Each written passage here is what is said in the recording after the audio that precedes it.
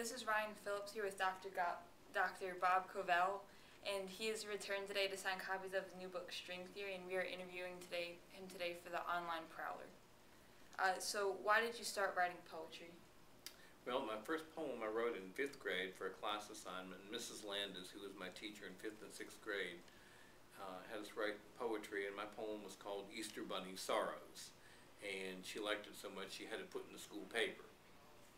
It was about a little boy who discovered the Easter Bunny in his garden, and the Easter Bunny's helper was sick, so the little boy volunteered to help the Easter Bunny carry around the Easter eggs that night. And so after that, the little boy used to go out in the garden every Sunday morning and see the Easter Bunny. They were good friends. And then what inspired your other poetry past that? Oh, well, a lot of it has been my reading over the years and teaching, and usually a poem will kind of call attention to itself. I'll see something or get an idea and think, oh, there's a poem in that. And especially, I like writing sonnets. That's probably what I like best. It's a very concise form, and it's interesting to try to say something in 144 syllables. Mm-hmm. So a lot of it is just ideas that have come to me, and sometimes reading other poems or listening to music, or a lot of different things inspire me. Okay, and then your book String Theory, where did that name come from? Well, the title poem I did 3 or 4 years ago as a graduation poem here at school, and I decided to put in one poem everything I taught in all of my classes.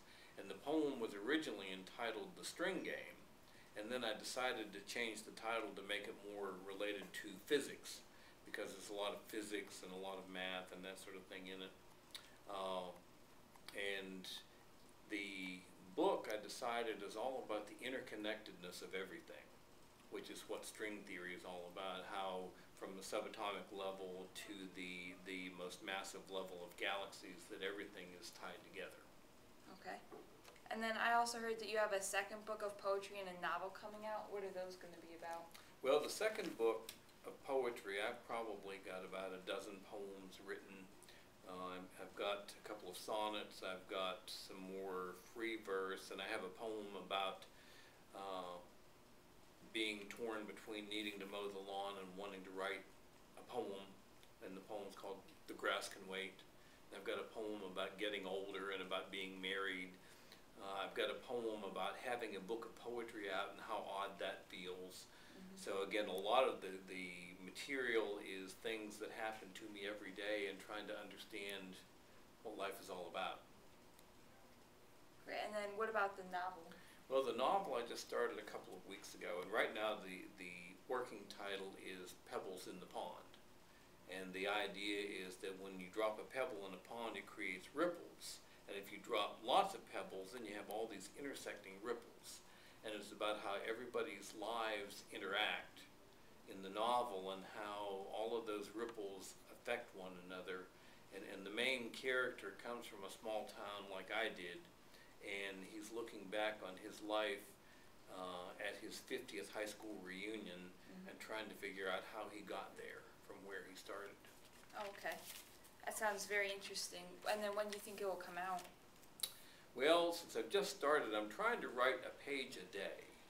And if I can do that, then it would be a year or so. Okay. Maybe faster if I can get myself to write more. Maybe once I get the idea more firmly in mind, I can write more. Just build on it more. Yeah. And then how often do you usually write a poem?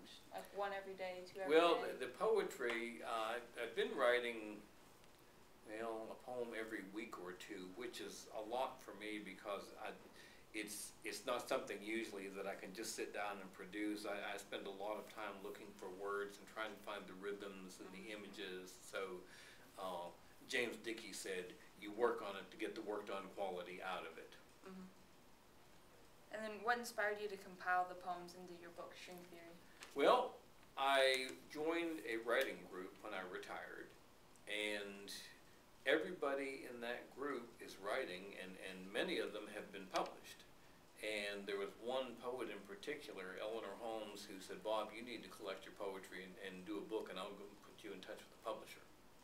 And so that was last January, and by June I had a book ready to go. Mm-hmm. And then how many different places have you had your book signed at?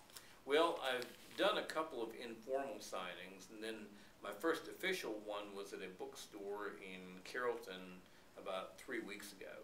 Okay. And I had probably about 15 or 20 people there, and we had refreshments, and I signed and then read several of my poems to the group, and then answered questions about my poems and about poetry in general. So that was a lot of fun. It was like teaching again.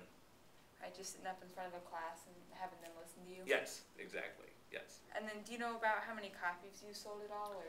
Well, my publisher told me a couple of weeks ago that so far on Amazon, combination of hardback copies and Kindle, I've probably sold about 100 copies on Amazon at that point. Oh, wow. And probably another 50 or so just hard copies that I've sold.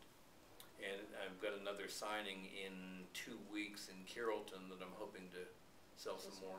Mm-hmm. Okay. Well, thank you very much for coming in today and telling us about your new book, String Theory. We really appreciated it. Thank you very much, Ryan. I've enjoyed it. Thank you very much.